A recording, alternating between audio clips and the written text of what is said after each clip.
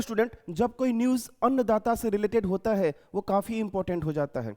जब वो news economy से रिलेटेड होता है वो और ज़्यादा इंपॉर्टेंट हो जाता है। और यदि ये दोनों चीज़ मोदी जी के कर कमलों के द्वारा किया जाता है किसानों के पक्ष में, तो वो न्यूज़ और ज़्यादा इंपॉर्टेंट हो जाता है।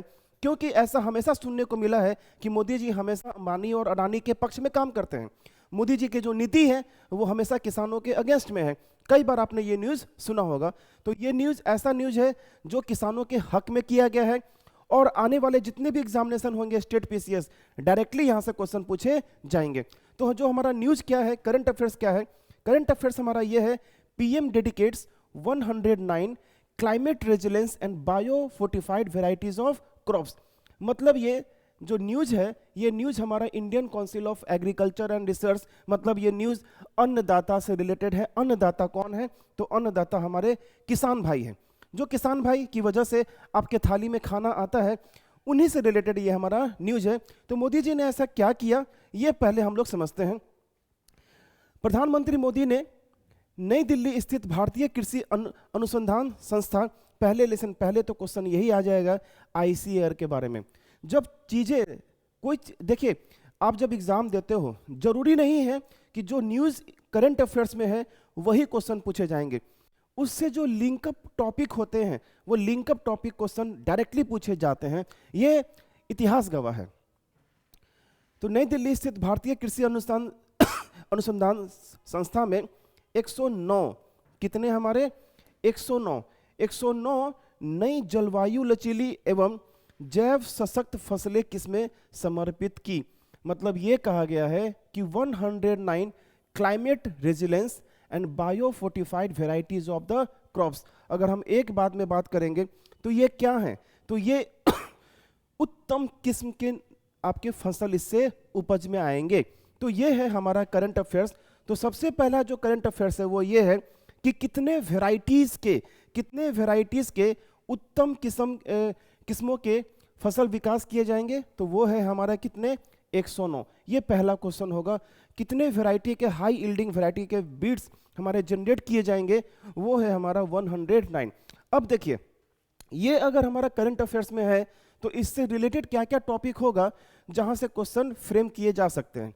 तो सबसे पहला है आपका एग्रीकल्चर और दूसरा हमारा जीडीपी। अब देखिए, बेसिक क्वेश्चन है कि एग्रीकल्चर में कितने वर्क फोर्स रिलेटेड हैं, कितने वर्क फोर्स इससे एसोसिएटेड है जो अपना जीवन यापन चला रहे हैं।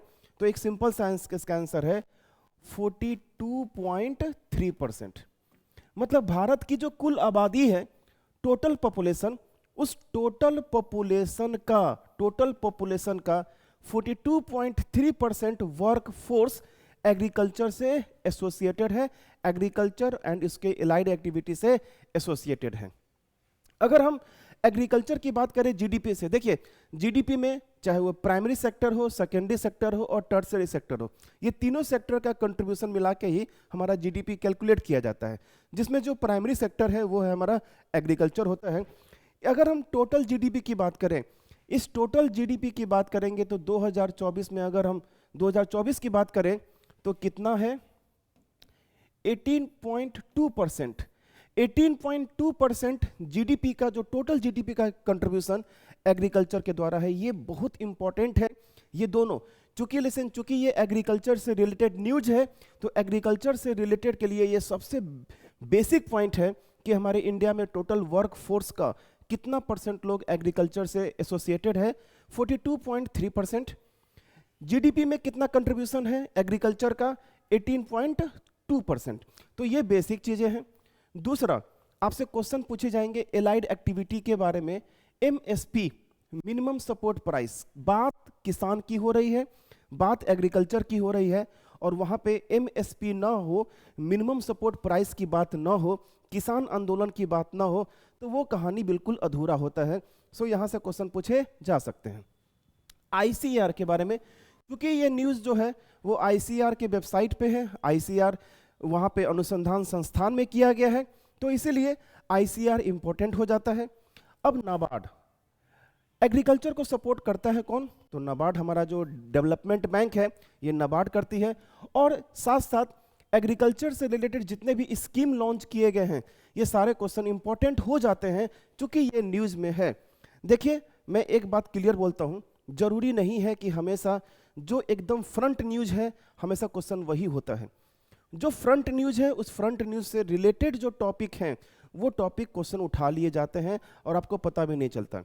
आप इतिहास गवाह है, आप क्वेश्चन का पूरा पीछे का पलट के देखें, आपको हर एक चीज़ का डाटा मिलेगा कि क्वेश्चन कैसे फ्रेम किए गए थे। आपको लगेगा कि क्वेश्चन जो है स्टैटिक है, मैं बोलूँगा कि वो क्वेश्चन क्या है, करंट अफेयर्स है, क्योंकि करंट अफेयर्स में जो कीवर्ड है उस कीवर्ड से रिलेटेड क्वेश्चन आपके स्टैटिक उठा लिए गए थे। तो क्वेश्चन फ्रेम करने का तरीका ही यही होता है।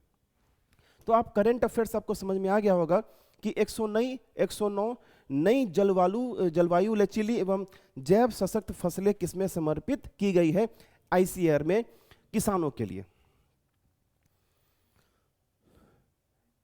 मोदी जी सोशल मीडिया पे काफ़ी एक्टिव रहते हैं। ये सोशल मीडिया की वजह से आज उनको इतनी सारी उपलब्धियां उनको मिली हैं। तो इस सोशल मीडिया पे उन्होंने अपना एक ट्वीट भी किया है, ठीक है। उस ट्वीट में उन्होंने अपने बोला, हम अपने किसान भाई बहनों को सशक्त बनाने के लिए प्रतिबद्ध हैं, बिल्कुल डेडिकेटेड है। इस दिशा में आज दिल्ली में फसलों की 109 किस्में जारी की गई हैं।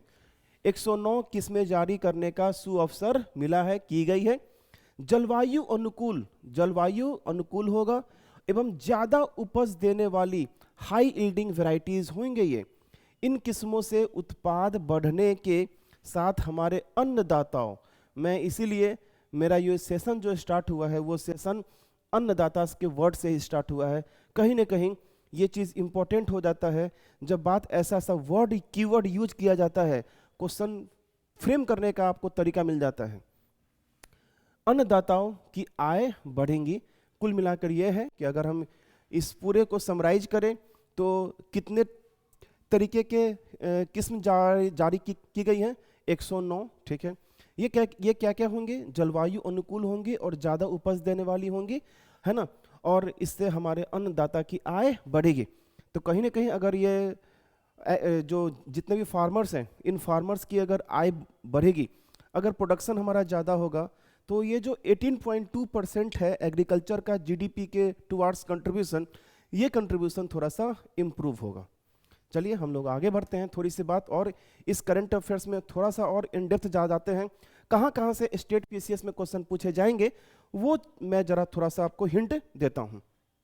अगर हम बात करेंगे तो ये जो 109 वेराइटीज हैं, इस 109 वेराइटीज में से और क्या क्या शामिल है, तो इस 109 वेराइटीज में 34 क्रॉप्स ऐसे हैं जो मिलेट्स के कैटेगरी के हैं, वाइल्ड सीड्स होंगे, पल्सेज होंगे, शुगर केन होंगे, कॉटन होंगे एंड फाइबर होंगे।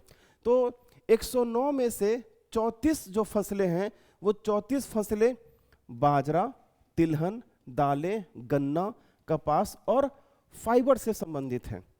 क्वेश्चन पूछेगा कि 109 में से कितने फसल जो हैं वो इन सब से संबंधित हैं, तो 34 फसलें हैं। दूसरा, आपके 27 ऐसे हॉर्टिकल्चर, जो हॉर्टिकल्चर क्रॉप्स होते हैं जिसको हम लोग बागवानी बोलते हैं, बागवानी जैसे चाय का बागवान होता है, तो 27 बागवानी फसलें हैं, जैसे फल हैं, सब्जियां हैं, बागान फसलें, चाय इसमें आएगा, कंद फसलें हैं, मसाले हैं, फूल हैं और औषधीय फसलें।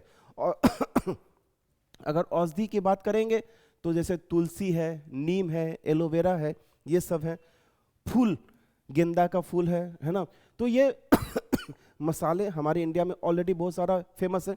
तो यहाँ से ये क्वेश्चन पूछे जाएंगे कि बागवानी फसलें कितने हैं, तो 27 है इसमें शामिल है, ठीक है। अगर हम अन्न की बात करेंगे, ठीक है, तो वो कितने फसलें हैं, 34 फसल है। यहाँ से क्वेश्चन पूछे जा सकते हैं आपसे। उसके बाद बोला गया है the prime minister emphasis the importance of this new varieties. उन्होंने इस न्यू वेराइटीज के बारे में बोला है। उन्होंने कहा कि how they can help farmer reduce expenses and improve the environment.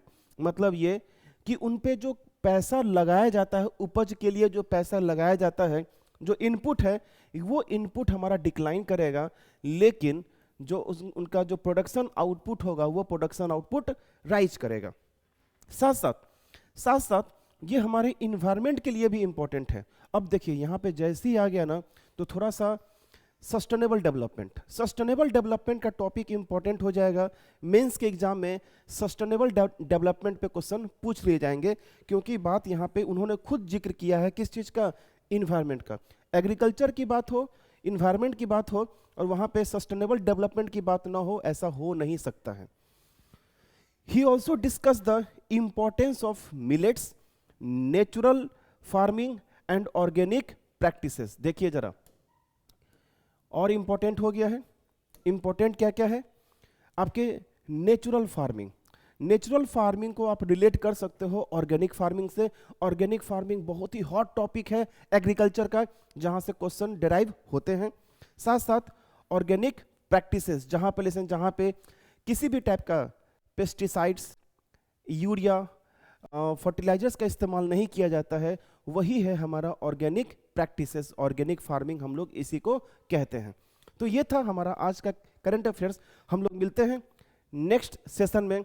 जितने भी करंट अफेयर्स इंपॉर्टेंट है आपके स्टेट पीसीएस के लिए, मैं उन सबको 1 बाय 1 लेके आ रहा हूँ।